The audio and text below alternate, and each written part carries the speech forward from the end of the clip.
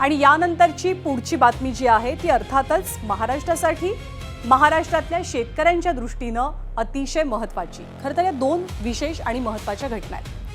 पहिली म्हणजे पाऊस परतलाय, ज्याची अनेक दिवसांपासून प्रतीक्षा होती, आणि दुसरी महत्त्वाची घटना ती म्हणजे कर्जमाफीला आजपासून सुरुवात झाली आहे।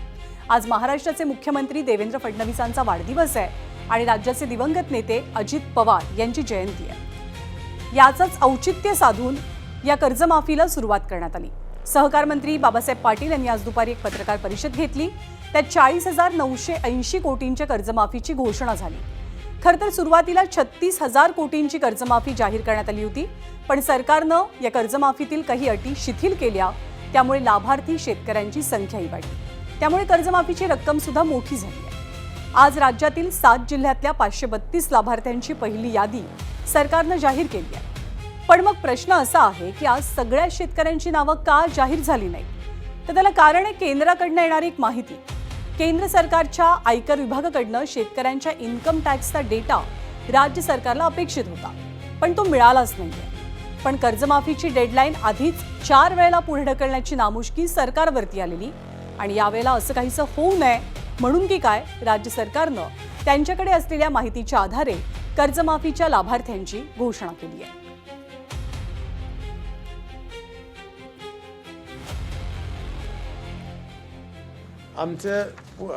आम्हाला अपेक्षा होती की इन्कम टॅक्सची यादी आमच्याकडे प्राप्त नाही, हे केंद्र सरकारकडे आहे, म्हणून आपल्याला 3ची वेळ दिली होती। त्याच्याबद्दल मी आता आपली दिलगिरी व्यक्त केली आहे। पण तरी पण आज ठरल्याप्रमाणे आपण काढायचं म्हणून आमच्याकडे जे काही उपलब्ध यादी होती, जे इन्कम टॅक्समध्ये बसत नाहीत, अशा लोकांची आम्ही यादी केली आहे। मग अमरावतीमध्ये DCC बँक 58,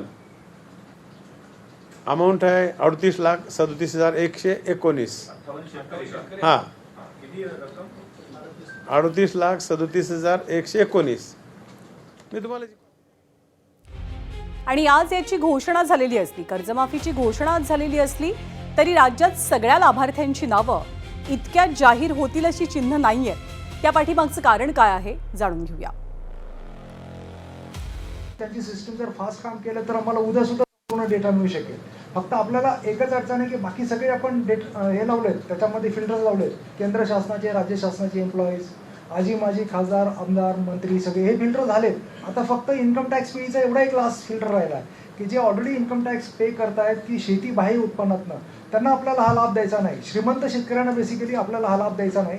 त्यामुळे फक्त ही शेवटचा फिल्टर आपला बाकी आहे। हा फिल्टर लागल्याबरोबर आपण जशी आपल्याकडे केंद्र शासनाकडनं आपल्याकडे सर्टिफाय होऊन यादी येईल, तशी आपण कदाचित उद्याही करू शकतो, परवाही करू शकतो।